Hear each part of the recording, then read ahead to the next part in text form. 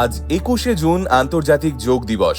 তবে এবছর আর দিল্লির রাজপথে নয়, এবারের আন্তর্জাতিক যোগ দিবসের মহা উৎসব অনুষ্ঠিত হতে চলেছে খাস কলকাতার বুকে।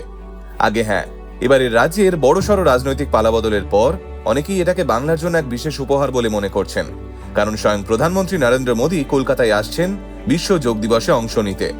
কলকাতার রেড রোডেই অনুষ্ঠিত হবে এবারের জাতীয় স্তরের মূল অনুষ্ঠান। প্রধানমন্ত্রী নরেন্দ্র মোদীর সঙ্গে সেখানে উপস্থিত থাকবেন রাজ্যের মুখ্যমন্ত্রী শুভেন্দু অধিকারীও।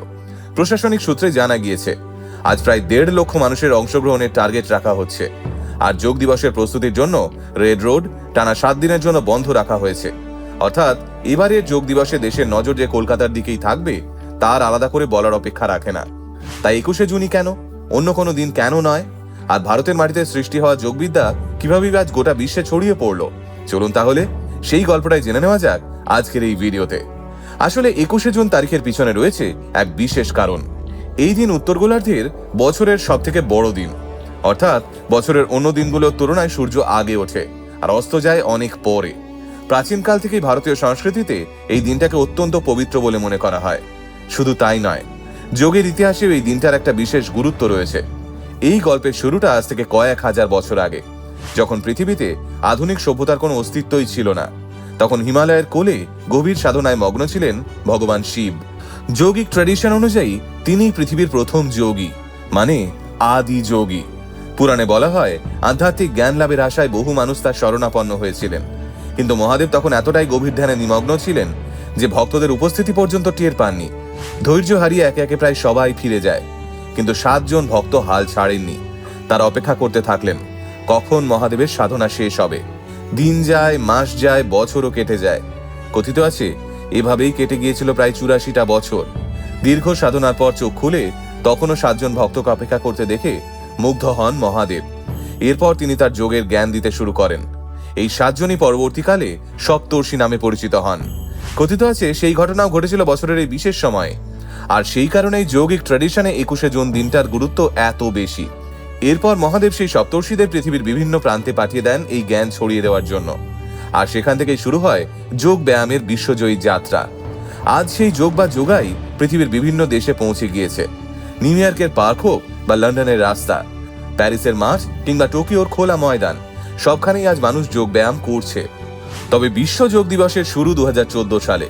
ওই বছর জাতিসংঘের সাধারণ অধিবেশনে ভারতের প্রধানমন্ত্রী নরেন্দ্র মোদী প্রস্তাব দেন বিশ্বের জন্য যোগের গুরুত্ব তুলে ধরতে একটা আন্তর্জাতিক দিবস ঘোষণা করা হোক। তার সেই প্রস্তাবকে সমর্থন করে ১৭৭টি দেশ। জাতিসংঘের ইতিহাসে সবচেয়ে বেশি সমর্থন পাওয়া প্রস্তাবগুলোর মধ্যে এটা অন্যতম। এরপর ২০১৫ সালের ২১শে জুন প্রথমবার আন্তর্জাতিক যোগ দিবস পালিত হয় দিল্লির রাজপথে, মানে বর্তমানের কর্তব্য পথে আয়োজিত সেই অনুষ্ঠানে প্রায় ৩৬,০০০ মানুষ একসঙ্গে যোগব্যায়াম করে বিশ্ব রেকর্ড গড়েছিলেন। তারপর থেকে প্রতি বছরই দিল্লির কর্তব্য পথে এই দিবস পালিত হয়ে আসছে। সাল ২০২৪-এ প্রথমবার শ্রীনগর, তারপর ২০২৫ সালে বিশাখাপত্তনম, আর ২০২৬ সালে সেই ঐতিহাসিক অনুষ্ঠানের কেন্দ্রবিন্দু হতে চলেছে আমাদের কলকাতা।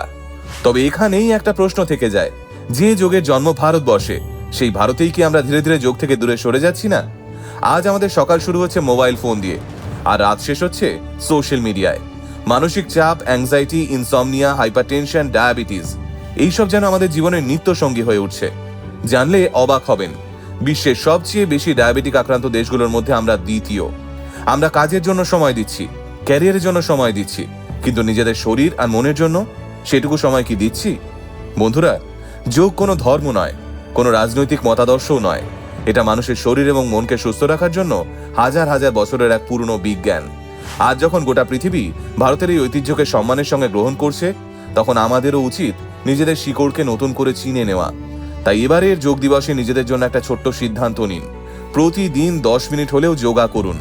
নিজের শরীরকে সময় দিন, নিজের মনকে সময় দিন, কারণ সুস্থ শরীর আর শান্ত মনের চেয়ে বড় সম্পদ আর কিচ্ছু নেই। আর সেই পথটাই হাজার হাজার বছর আগে আমাদের দেখিয়ে দিয়ে গিয়েছিলেন আদি যোগী মহাদেব। তাই নিজেকে ভালো রাখুন, সুস্থ রাখুন। হর হর মহাদেব।